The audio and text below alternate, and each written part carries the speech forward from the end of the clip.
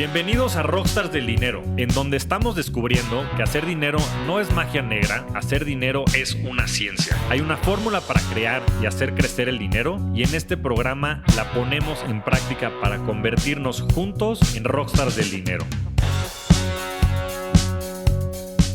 Bienvenidos a un nuevo episodio de Rockstars del Dinero. El día de hoy tenemos un invitado muy especial, alguien a quien tuve el placer de conocer hace unos meses y que de verdad admiro mucho. Bienvenido, Sebas. Muchas gracias por la invitación, Javier. Un gusto estar acá, compartir contigo y tener una plática bien interesante.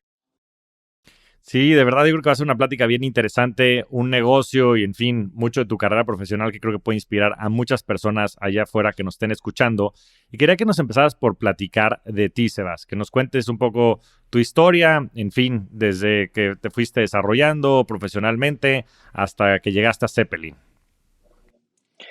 Mira, a ver, yo nací en Chile y una de las cosas que me marcó inicialmente, vengo de una familia que llegó de Alemania a Chile y entonces nosotros teníamos en casa, por un lado, toda esta influencia de ser una familia que viene de otro país, que tiene una familia en otro lado, de que efectivamente había una unión de dos culturas y esa parte me llamó mucho la atención desde muy pequeño, de cómo por un lado nosotros vivíamos en Chile, pero por otro lado había una conexión con Alemania y con hacer las cosas quizás un poco distinto como se hacían en Chile en algunas cosas, quizás desde el punto de vista de pensar en cosas ser quizás un poco más liberal, y habían otras cosas que siempre me llamaron mucho la atención.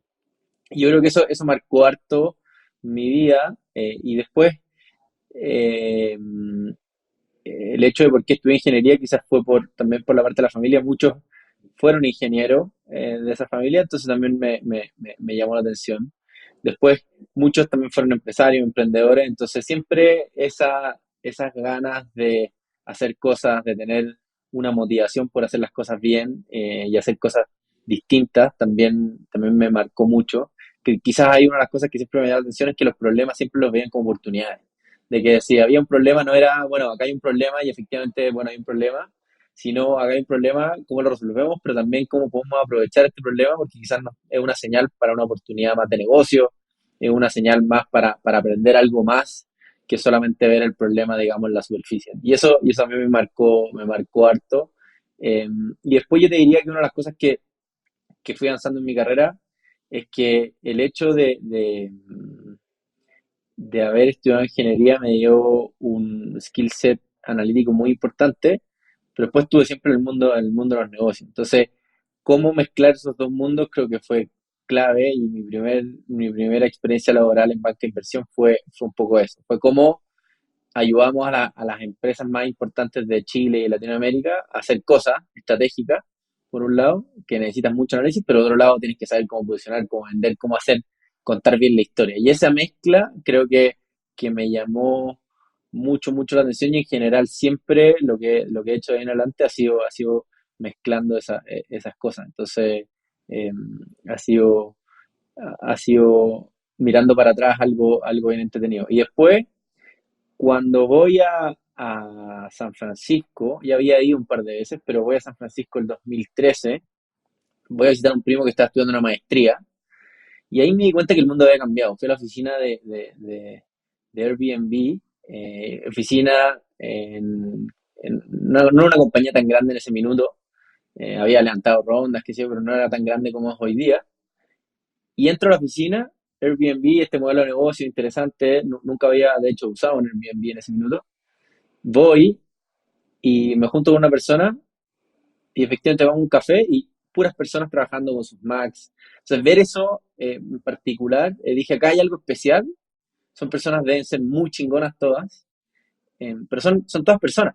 ¿Y por qué esto no lo podemos hacer en Latinoamérica? Y ahí parte un poco mi journey hacia Zeppelin, un poco más directo de cómo podemos hacer startups y cómo podemos hacer negocios transformacionales desde Latinoamérica.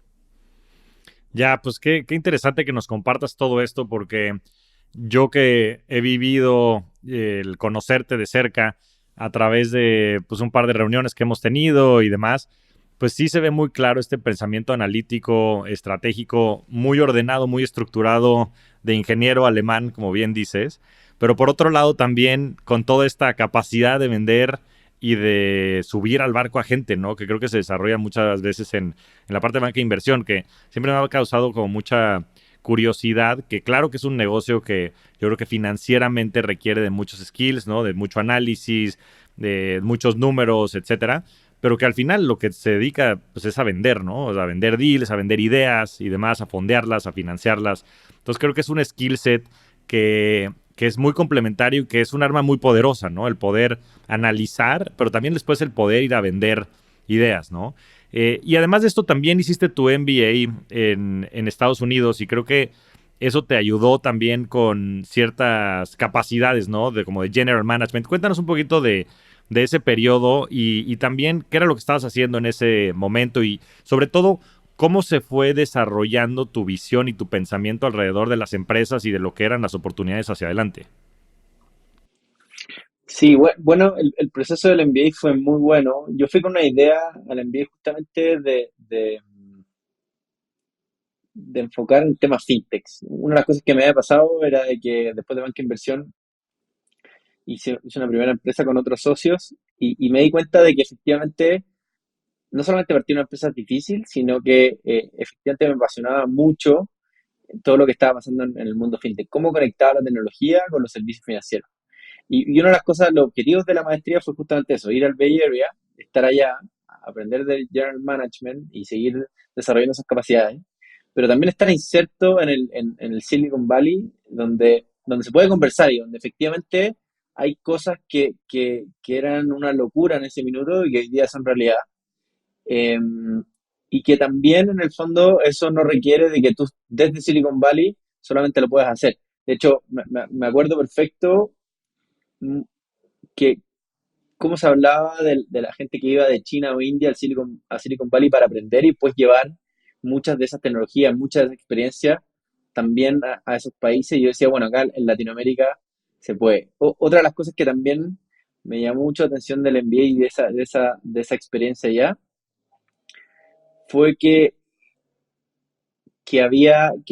las personas y muchos amigos iban con una idea fija y después cambiaban completamente lo que querían hacer con su vida porque efectivamente encontraban cosas muy interesantes, se dan el tiempo para ellos mismos. Y yo creo que esa experiencia también fue importante para mí, para darme cuenta qué es lo que yo quería hacer el próximo tiempo, porque cuando te das cuenta efectivamente de eso, hay una fuerza interior más allá que te permite hacer lo que tú quieres hacer, independientemente que hayan cosas que no sucedan al principio, de que hayan momentos malos y que puedes superarlos porque encontraste eso que tú quieres hacer.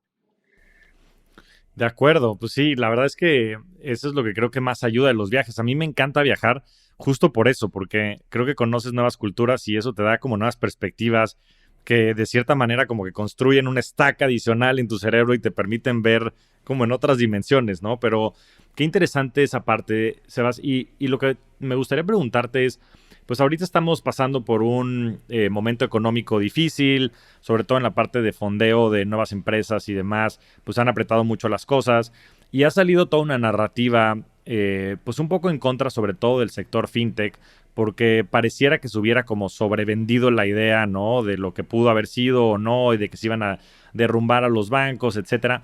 Pero tú desde la primera vez que platicamos me quedó como muy clara tu visión de cómo FinTech podía ayudarle a las personas, a los negocios en general, a llevar mejor su día a día, ¿no? Y creo que tiene muchísimas vectores y pilares que son bien interesantes. Entonces, ¿cuál es tu perspectiva acerca de cómo FinTech, ¿no? Y digo, FinTech, la gente lo entiende, pero yo creo que más allá del jargon, de la palabra, pues cómo la tecnología adherida a servicios financieros pueden pues modificar de manera radical los flujos y el día a día de las empresas. ¿Cómo lo entiendes tú?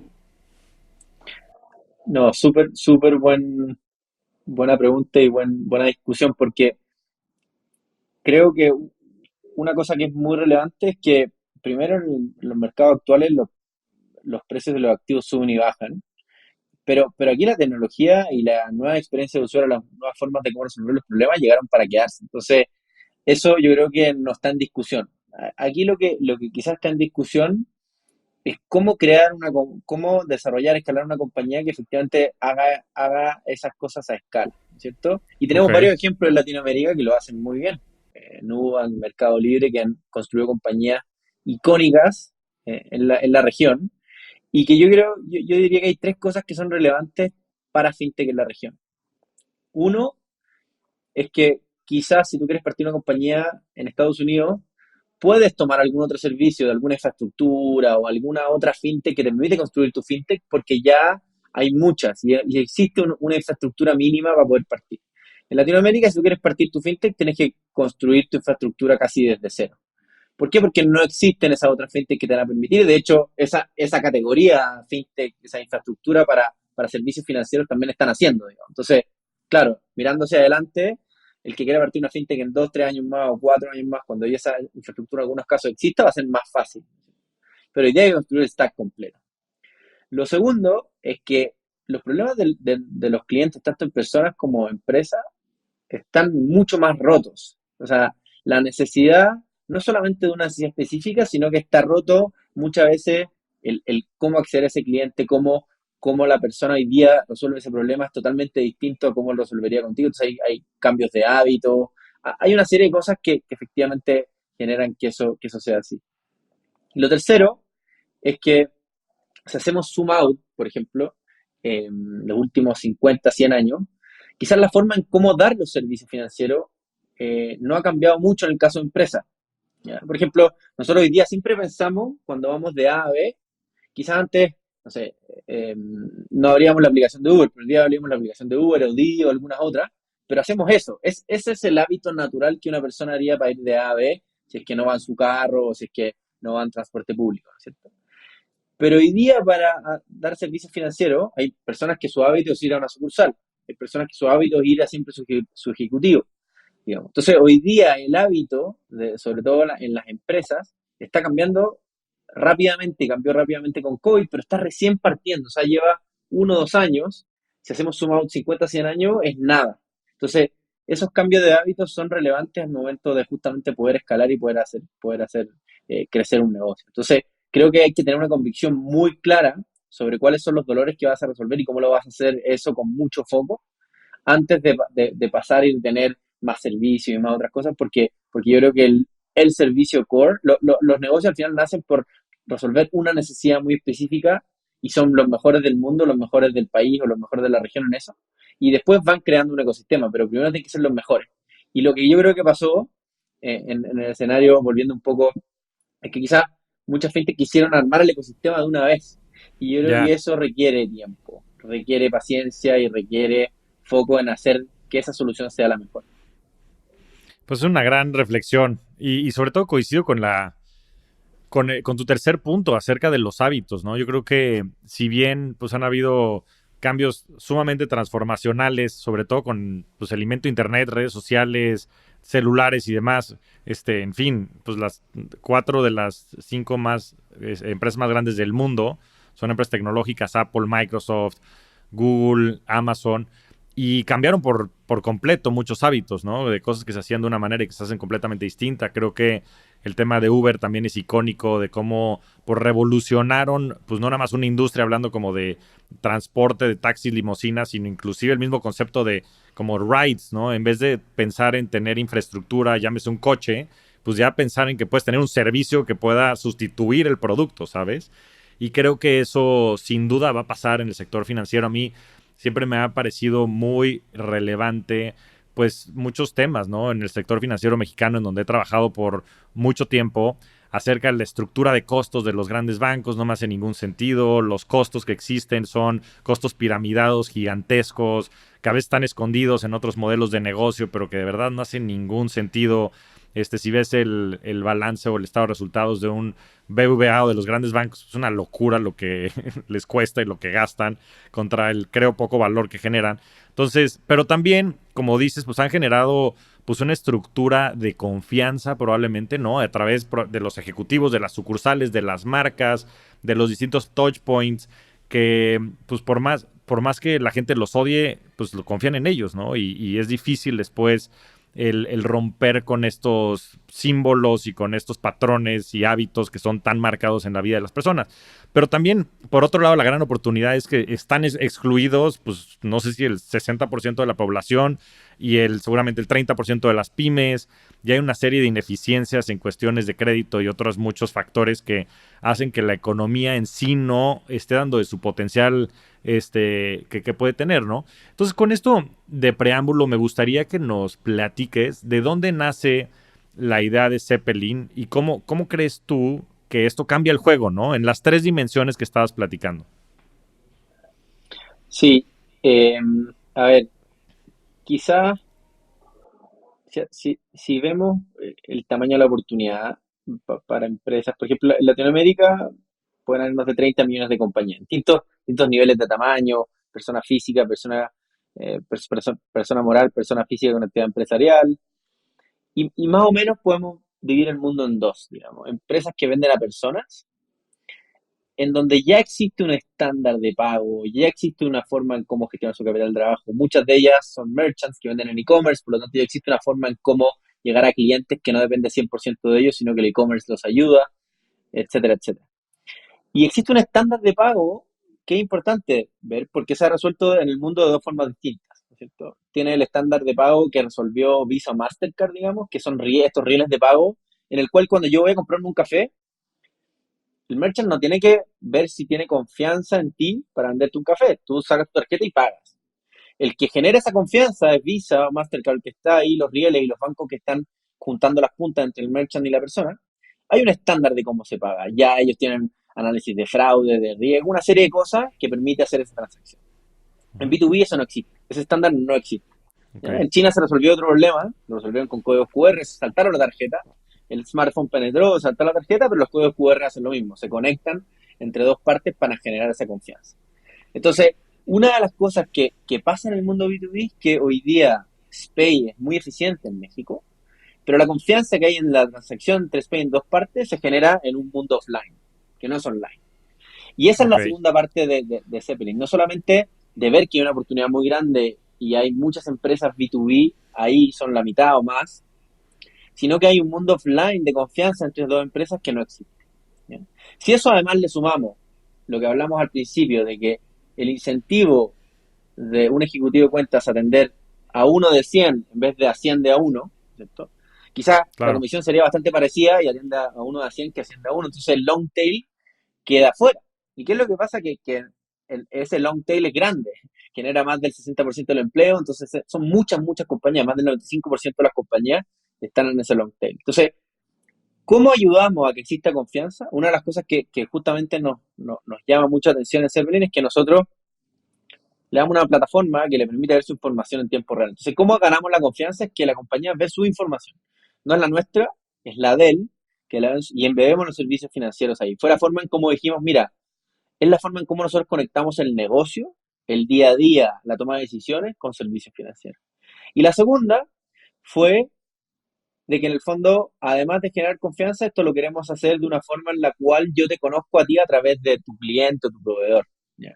¿Por qué? Porque nosotros generamos un network de compañía y generamos esa confianza también porque trabajamos no solamente contigo, sino que podemos trabajar con tu proveedor o podemos trabajar con tu cliente y generamos esa confianza en las transacciones. Entonces, eso es lo que generó un modelo de negocios que fuera bastante eficiente desde el punto de vista de unit economics, pero también que pudiéramos escalar y que pudiéramos generar la confianza en nuestros clientes. Yo creo que esa sí es una de las cosas más relevantes en nuestro modelo de negocio y cómo fuimos concibiendo, y que no solamente funciona en Chile, no solamente funciona en México, sino que puede funcionar en toda Latinoamérica. Entonces hoy día nosotros estamos enfocados principalmente en generar este estándar o llevar a Shape este estándar de transacciones entre empresas B2B y cómo eso en paralelo también nos genera a nosotros un P&L bien robusto.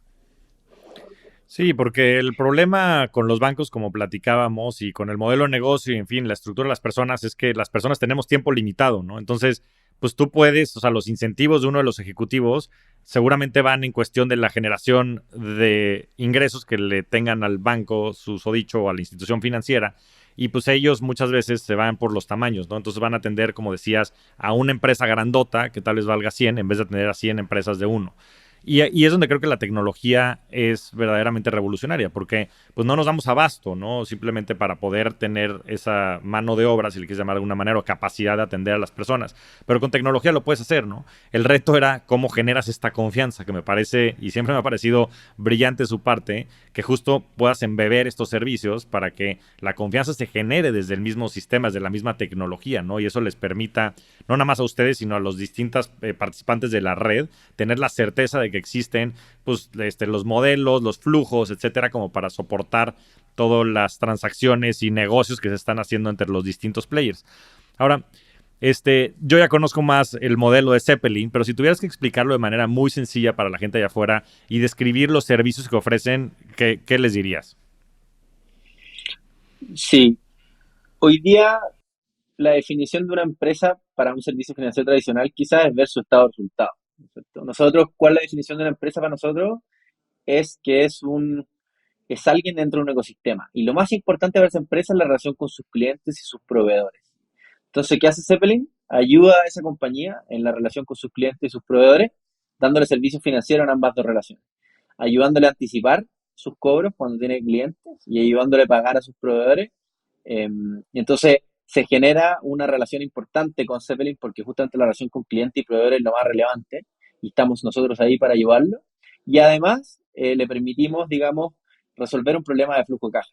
¿Por qué? Porque quizás la empresa compra hoy algo, lo vende en un par de días más, pero después le pagan en 30, 60, 90 días más. Entonces se genera, después de los próximos 90 días, mientras espera ese pago, quizás puede vender cada mes, entonces tiene que pagar de nuevo a sus proveedores para comprar y vender, y por lo tanto se genera una carga en la cual tiene que pagar a sus proveedores, pero no ha recibido su ingreso.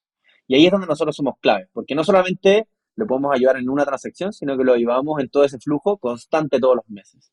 Y se genera una relación bastante importante con nosotros, en la cual no solamente hay un servicio financiero, sino que él, nuestro cliente nos usa cuando necesita. Entonces a veces nos necesita más, otras veces menos, y no está obligado, por ejemplo, que quizás a diferencia de tomar un crédito, que si tomas un crédito por 24 meses, estás obligado a quedarte con ese crédito por 24 meses. Si nos usa a nosotros por 24 meses, al final del día el costo es mucho menor por cómo está hecho, por cómo se cobran los intereses compuestos versus nosotros es sobre el capital absoluto. Entonces al final, si nosotros ayudamos a una compañía, y esto es muy relevante, si ayudamos a una compañía con un monto específico, por ejemplo, de financiamiento de corto plazo, y lo vamos ayudando mes a mes, si esa compañía lo compara con un crédito, el mismo monto, el de nosotros es mucho más barato.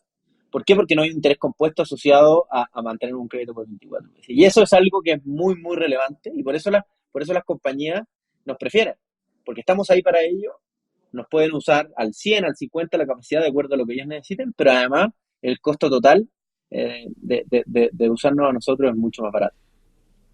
Ya. O sea, me queda muy clara la parte tecnológica y de experiencia de usuario y de inteligencia, ¿no? De data que están construyendo detrás y cómo eso se ve reflejado en beneficios claros para todos sus clientes.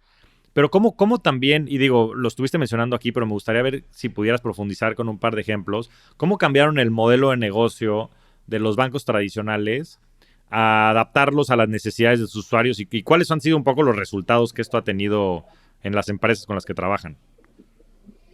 Yo te diría que en México, por ejemplo, no existía para las empresas una solución que les permitiera a 3 clics de distancia anticipar el pago de un cliente que te va a pagar en 90 días más, anticiparlo a 3 clics de distancia y recibir tu dinero hoy. No, no existía ese servicio. Ya, Sí existían otros productos que, por ejemplo, tomabas un crédito o alguna otra cosa, o factoraje, pero estaba asociado siempre no solamente al flujo futuro, sino estaba asociado a tu garantía, a otras cosas asociadas a tu empresa. Muchas veces te pedían garantías reales, etc. O sea, no existía en realidad el servicio. ¿Ya? Y además, que no existía una forma en la cual tú lo pudieras pedir que estuviera conectado a tu negocio. Como en Zeppelin las compañías se ven y ven su información, ellos pueden tomar decisiones de su negocio y después consumir el servicio financiero del mismo. Si hacemos el paralelo, tendrían que ir a un Excel o preguntarle a su contador qué es lo que está pasando, después mandar un mail y después empezar toda una relación, digamos, eh, con el proveedor de servicios financieros y tratar de juntar ambos dos mundos. Nosotros lo que hicimos es juntar el Excel, ya. el contador, toda esa relación con el servicio, todo en el mismo lugar. Entonces, eso hace mucho más simple para la empresa tomar decisiones y menos friccionado. Pero además del día, además es más barato. No desde el punto de vista de solamente un costo, sino desde el punto de vista de que es mucho más flexible. Entonces, eso al final del día, tú pagas por lo que consumes. Pues buenísimo. Y digo, ya, o sea, se me está antojando con mis nuevos proyectos que estoy por emprender, contratar los servicios de Zeppelin. Te quería preguntar, o sea, ¿qué tipo de empresas atienden comúnmente? ¿Tienen algún tamaño particular o no? ¿Y cuál es el modelo? O sea, ¿cómo cobran? O sea, que nos platiques un poco más del servicio que ofrecen. Nosotros hoy día en general trabajamos con empresas de todo tipo de tamaño. En general las empresas grandes trabajan con nosotros para generar todo un ecosistema digital con sus proveedores, ¿ya? Entonces lo que hacemos es que decimos, mira, tú tienes 1.000 proveedores, una empresa muy grande, y tiene que pagar a sus proveedores. Algunas veces esos proveedores quieren anticipar esos pagos. Entonces nosotros lo embebemos todo en la plataforma. Y eso lo hacemos a escala para todos los proveedores. Eso nadie tiene ese servicio hoy día y nosotros lo hacemos para compañías grandes. Y para compañías pequeñas, en general nos usan a ambos lados, la relación con sus clientes y sus proveedores. ¿Qué significa eso? Una compañía, por ejemplo, que le vende un retail, en general le vende más de un retail. Y por otro lado, tiene proveedores locales e internacionales, proveedores de transporte, proveedores de limpieza, proveedores de productos, proveedores de servicios, que ayudan a esa empresa a poder vender a todos los retail, quizás, por ejemplo, en toda la República. Entonces, esa empresa nos usa para anticipar esos cobros de esos retail, pero además para poder pagarle a sus proveedores y hacer todo de manera más eficiente. Y así la empresa también se puede enfocar en lo que hace, se puede enfocar más en su Claro. negocio, mientras nosotros le ayudamos en esta parte de los pagos y los anticipos. Y siempre estamos asociados justamente en relación con sus clientes y sus proveedores. ¿Y tiene algún costo mensual o, en fin, es nada más de los servicios financieros que ustedes proveen? O sea, cualquier persona se puede anotar, dónde los pueden buscar, etcétera. Sí, hoy día van a zeppelin.com, con X inicial, xepelin.com, y se pueden registrar ahí gratuitamente, crean su cuenta, y después nosotros cobramos a través de los servicios financieros. En general, los servicios financieros son los que se cobran. Y lo que hacemos es que también las empresas, muchas, por ejemplo, quieren construir la confianza con nosotros. Empiezan a ocupar el software hasta que después consumen los servicios financieros. Otros tienen confianza porque alguien los recomendó, porque algún cliente o proveedor de ellos usa Zeppelin, entonces también se genera confianza más rápido. De cualquier forma pueden llegar, está abierto a todos, y consumir los servicios financieros que están ahí, los anticipos o pagos. Y otra cosa que es bien interesante, que también estamos haciendo varias cosas para distintos tipos de clientes. ¿A qué me refiero con esto? Que los clientes más grandes tenemos servicios especiales también que estamos haciendo para generar un mejor ecosistema digital con sus proveedores. Para los clientes más pequeños estamos haciendo algunas cosas asociadas a cómo ellos pueden tener una mejor relación con sus proveedores. Entonces, son varias cosas que al final, no solamente los servicios financieros, sino que también cómo ellos pueden tener una mejor relación con su ecosistema. Y eso es lo que nos motiva y nos apasiona, que estamos impactando a muchas compañías en México a cómo hacen su negocio, pero también a darle la oportunidad de que efectivamente con su información les va a ir mejor. Con su información, si manejan mejor su información, si toman mejores decisiones, con información en tiempo real, les va a ir mejor y van a operar mejor su negocio. Sí, a mí siempre me ha parecido fantástico ese concepto que me platicaste hace unos meses acerca pues, de todo este ecosistema que se está generando y toda la data que se está generando en el ecosistema, porque creo que elimina muchas ineficiencias y costos, ¿no? De riesgos que se pudieran presumir que son inexistentes y que lo que hace es que baja muchísimo el costo de financiamiento pues, de todo el ecosistema como tal, ¿no? Y segundo, también brillante, la estrategia de, pues al integrar a todos los proveedores y clientes, también, pues de cierta manera estás prospectando nuevos clientes, ¿no? O sea, me parece también una estrategia buenísima que genera mucha viralidad en el modelo de negocio y muchísimo crecimiento. Y esto lo digo en el contexto de, pues que han habido, pues muchos eh, rumores acerca de pues empresas que tal vez les esté yendo muy bien porque sus modelos de negocio no son exitosos, específicamente ahora que se ha apretado muchísimo el financiamiento.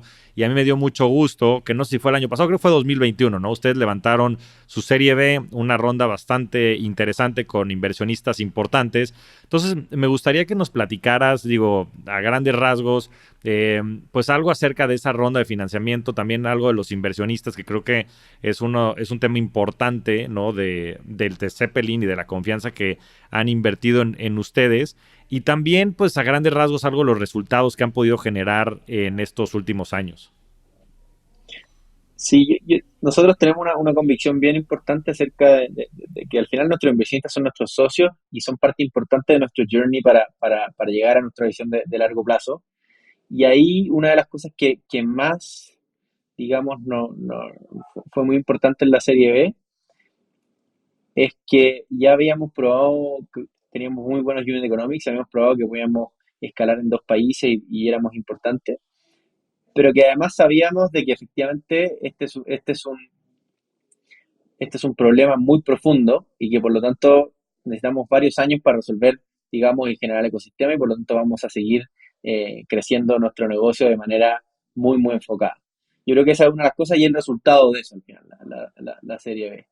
Lo segundo te diría que es que al final nuestro equipo es un equipo muy, muy capaz, quizás el mejor equipo FinTech B2B de la región, justamente por la experiencia que tiene cada uno y cómo aporta cada uno al modelo de negocio que estamos construyendo.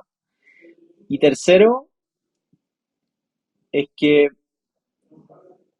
probamos también de que rápidamente podíamos escalar en un segundo país como México y que la oportunidad que veíamos, no solamente una oportunidad en términos de crecer y escalar, sino que estábamos justamente ayudando a generar este nuevo estándar, esta nueva forma en cómo consumir servicios financieros para empresas, que obviamente no lo íbamos a hacer de un día para otro, pero que sí estábamos avanzando muy bien y que estábamos generando muy buenos unit economics y que como el mercado es tan grande, en el fondo con una participación aún muy, muy pequeñita, o sea, ni siquiera importante para nadie del mercado, sí estábamos generando un valor y buenos unit economics. Entonces yo creo que esas fueron cosas que son relevantes. Y hoy día, mirando hacia atrás, cómo terminamos el 2022 fue justamente eso.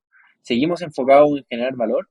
Lo que otro que generamos es que somos hoy día mucho, mucho más eh, claros con quién es nuestro cliente. Sabemos muy bien a qué empresas nosotros sí podemos ayudar y a quiénes no. No. Quizás no estamos en el mercado para ayudar a todas las empresas y por eso nuestro foco en empresas B2B es bastante claro y bastante marcado porque sabemos bien que esas empresas las podemos ayudar y tenemos ciertos segmentos de tamaño que también son bastante amplios, pero sabemos bien a qué empresas podemos ayudar. Y lo otro es que estamos aprendiendo constantemente y una de las cosas que más nos gusta, como estamos en la relación con clientes y proveedores, eso va cambiando constantemente. Entonces nuestra información va cambiando y con eso vamos aprendiendo, vamos ajustando nuestros modelos de riesgo, vamos ajustando nuestros modelos de fraude, vamos ajustando nuestros modelos de oportunidades, cómo vamos creciendo, en qué industrias, en qué empresas. Y eso al final es justamente una de las fortalezas de cómo nosotros vamos construyendo valor para todos nuestros accionistas. Y te diría yo que la invitación que también le hacemos a nuestro equipo y a todos los miembros que se han sumado de Zeppelin es justamente eso, es cómo construimos no solamente una empresa que dé servicios financieros a empresas, sino cómo ayudamos a shape este nuevo estándar en la cual eh, ya no queremos que 100% esté definido por un ejecutivo de cuenta, sino que la plataforma, la data, la información, las recomendaciones sea algo muy relevante y que hoy día no existe un Uber en B2B que te muestre cómo es, sino que lo estamos construyendo entre todos los actores que estamos en el mercado y por lo tanto queda un camino largo por recorrer, pero estamos muy motivados en ayudar a definir ese estándar. Sí, creo que la visión es súper, súper interesante y creo que de verdad lo están logrando. Como dices, yo creo que estos pues grandes milestones, cambios de hábitos y infraestructura, como bien mencionabas al principio, que funcionará durante los próximos 100 años, pues toma tiempo, ¿no? Y toma mucho foco y toma mucho esfuerzo y toma mucho talento, ¿no? Entonces también si hay personas escuchándonos que estén interesados en la visión, también busquen a Sebastián en LinkedIn seguramente para ver si se pueden unir al talentoso equipo que tienen allá en Zeppelin. Y me gustaría ahondar justo en el tema de la cultura, ¿no? Empezando por tu socio, creo que tienes una historia muy coincidente, creo que se conocen de tiempo atrás, no sé si estudiaban creo que en la universidad juntos, trabajaban creo que en el mismo edificio, o sea, hubieron como muchas paralelas en su historia, pero me gustaría que nos platicaras un poquito de Nicolás y después También acerca de la cultura, porque desde la primera vez que platicamos, pues siempre has tenido como muy presente el tema de la cultura y el tema de talento como un diferenciador muy importante para que logren esta visión. Entonces, que nos platiques un poquito de esos dos temas. Buenísimo. Sí, mira, a ver, eh, una de las cosas que fue clave al momento de partir Zeppelin es que justamente poder y dedicar tu vida con convicción a hacer algo, justamente hacerlo con alguien que también tenga esa convicción de hacerlo en grande y de que sabes de que para hacerlo en grande hay que hacer sacrificios y desafíos que son relevantes. Entonces, esa fue una de las cosas que fueron más importantes al momento de platicar, de decir, ya, ¿qué queremos que sea Zeppelin y cómo queremos desarrollar Zeppelin? Y eso también tiene que ver con la cultura, porque no tenemos todas las respuestas como equipo fundador, pero sí sabemos y tenemos muy claro cómo ir construyendo el camino y cómo asociarnos con el equipo talentoso que nos va a ir complementando a cómo armar lo que estamos construyendo. Y tenemos varios ejemplos de personas que se sumaron al principio, personas que fueron claves en el momento en que saltamos a México y se sumaron como equipo y socios en México. Entonces, yo diría que una de las claves fue justamente eso, cómo somos lo suficiente, tenemos la convicción y tenemos clara nuestra visión y queremos saber dónde llegar, pero también somos humildes en que no tenemos todas las respuestas y que sabemos que el equipo es lo más relevante para poder hacer algo así, que tenga algo trascendental, pero que también lo más importante es la ejecución. Acá podemos tener muy buenas ideas, pero la ejecución es lo más relevante y eso es nuestro foco principal. Y por último, con respecto a la cultura, también las compañías van cambiando. Nosotros siempre nos hemos enfocado justamente en las personas y en cómo cada uno puede desarrollar la mejor versión de cada uno dentro de Zeppelin. Entonces, quizás cuando partimos necesitábamos eh, ciertos objetivos. Hoy día la compañía ha crecido y por lo tanto la mejor versión de cada uno para lo que necesita Zeppelin quizás un poquito distinta. Entonces, justamente cómo hemos ido nosotros, cada uno de nosotros ajustando y adaptando sus roles para lo que Zeppelin necesita hoy, también ha sido muy interesante. Y también hemos sumado gente que para esta etapa de growth son espectaculares y tienen mucha experiencia. Entonces, esa flexibilidad de decir, aquí estamos acá, este es el desafío que queremos cumplir, tenemos que meterle, pero también sabemos que lo que estamos haciendo es muy importante para nuestros clientes, nos motiva y eso nos da el extra mile que necesitamos para cumplir nuestro objetivo. Fenomenal, Sebas. ¿Hay algún correo o algún perfil de la empresa o de alguna persona en reclutamiento? Hay muchas personas talentosas que nos escuchan y ya ha pasado que en entrevistas pasadas terminan también funcionando para asociar personas que quieran colaborar. Entonces, algún, no sé si correo de alguien de reclutamiento, alguna página de Zeppelin en donde se puedan apuntar si hay vacantes o lo que sea de la gente que esté escuchándonos. Sí, en Zeppelin en zeppelin.com hay una sección de reclutamiento y ahí están todos los perfiles abiertos y también están los mails donde pueden escribir. Eh, y cualquier cosa también pueden escribir a hola@zeppelin.com. Perfecto, pues bueno, ya saben, si quieren también participar de esta visión y ayudar a construir toda la infraestructura y el sistema financiero para B2B en Latinoamérica, pues ya tienen aquí los recursos. Ahora, Sebas, pasemos a la parte de preguntas rápidas y empezaría por preguntarte, ¿cuál es tu libro favorito?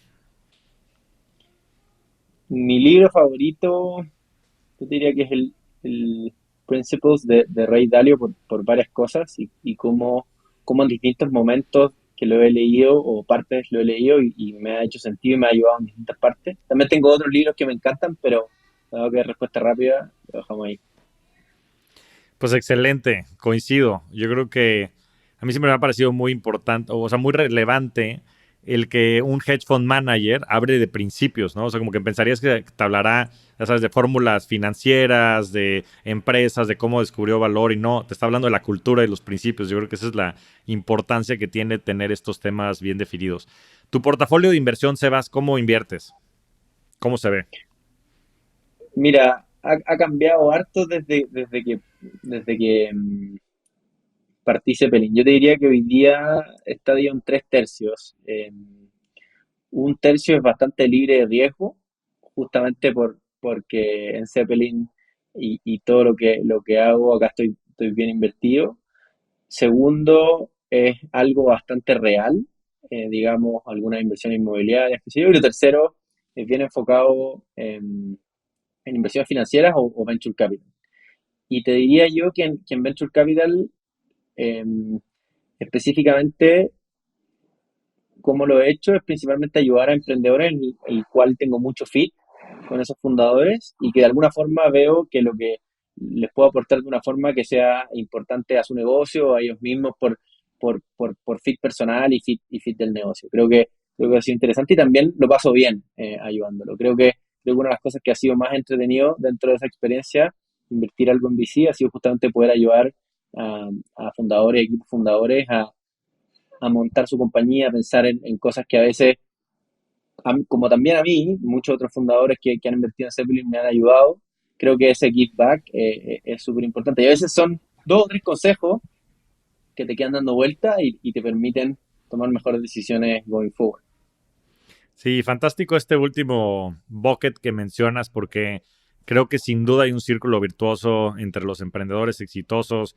Y digo, nos tenemos que remontar a la PayPal Mafia, ¿no? Y cómo fueron tan icónicos todo lo que han construido después de ese emprendimiento. Pero creo que lo mismo sucede, ¿no? En el ecosistema emprendedor en México, que la verdad es que no es muy amplio, apenas están haciendo. Y creo que sin duda Zeppelin es uno de los grandes ejemplos que inspiran a las personas también. Y me imagino que tendrás muchos colegas a los que estés apoyando, que te estén apoyando a ti de regreso y esa red creo que tiene muchísimo valor. Y además, seguramente sé que tu señora Antonia es partner en AllVP, entonces también está esa vena de temas de Venture Capital. A ver si después Antonia se anima a venir también al podcast, le mandamos un fuerte saludo, una rockstar sin duda también tu señora y bueno, me imagino que de ahí vendrá también mucho de la pasión por el Venture Capital.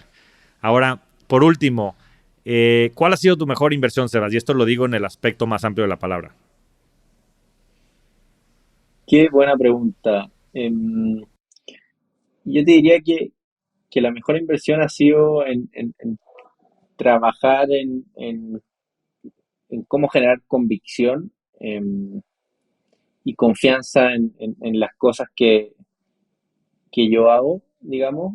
Al final, nuestro mayor activo es el tiempo que tenemos. Y por lo tanto, ¿dónde dedicamos nuestro tiempo? Hay varias frases muy famosas sobre lo importante que es dedicar tu tiempo. Y entonces yo pensaba, bueno, ¿cómo efectivamente puedo saber si es que lo estoy haciendo bien o no?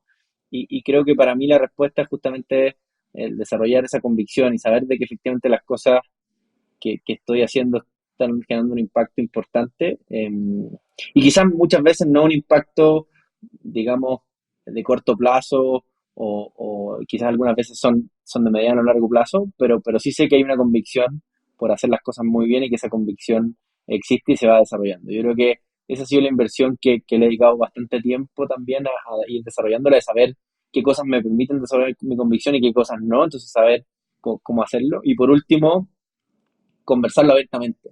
Creo que conversar abiertamente en dónde vas a destinar tu tiempo eh, y con las personas cercanas también creo que ha ayudado harto. Pues qué interesante reflexión. Sin duda, yo creo que el tiempo es nuestro activo más valioso y después es el que creo que menos cuidamos. Una cosa que a mí me ha costado mucho trabajo es intentar cuidarlo más. Mi antigua coach siempre me decía que tenía que ser un time warrior. Y digo, más que cuidarlo, como dices, es ser intencional, ¿no? De lo que quieres construir con tu tiempo, ¿no? Yo creo que también lo reflejas en esta convicción y creo que también tener un grupo de apoyo a tu alrededor, que puede ser desde la familia, amigos y demás, con la que puedas compartir estas reflexiones y pensamientos, sin duda hace que vayas afinando y optimizando el modelo, regresando a muchos de los conceptos que utilizaste dentro de la plática. Sebas, pues no me queda más que decirte que eres un verdadero rockstar del dinero, que estamos muy contentos de que estés emprendiendo en Latinoamérica y ayudando a generar muchísimo beneficio para muchas empresas y a resolver problemas que son verdaderamente críticos, ¿no? Y que yo creo que pueden detonar un crecimiento muy importante de la región y que pueden a su vez generar muchísimo bienestar para las personas. Entonces, pues gracias por compartir estos minutos con nosotros aquí en Rockstars del Dinero y te mando un muy fuerte abrazo. No, muchas gracias por la invitación. Siempre un gusto compartir tiempo contigo y también te mando un abrazo grande y mucho éxito en este podcast. Así que te deseo lo mejor. Muchas gracias a todos. Nos vemos semana a semana en este espacio para convertirnos juntos en rockstars del dinero. Yo soy Javier Martínez Morodo. Búscame en redes sociales como @JavierMTZMorodo y suscríbete a Rockstars del Dinero en Spotify, Apple Podcast, donde sea que escuches tus programas. Agradecimientos especiales a todo el equipo de producción. Rockstars del Dinero es una producción de Sonoro.